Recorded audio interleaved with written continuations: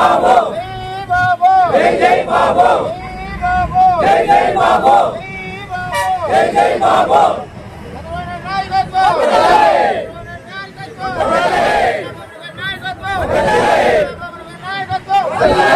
గతంలో చంద్రబాబు నాయుడు అరెస్ట్ అయిన సందర్భంగా ఆయనకు సంఘీభావంగా తెలుగుదేశం పార్టీ కార్యకర్తలు కొందరు శ్రీకాకుళం టు కుప్పం సైకిల్ యాత్ర చేసిన వారిపై పున్నూరు మండలంలో ఇప్పుడు ప్రతిపక్ష పార్టీ నాయకుడు ఒకరు దాడి చేసి వారిని తీవ్రంగా అవమానపరిచారు.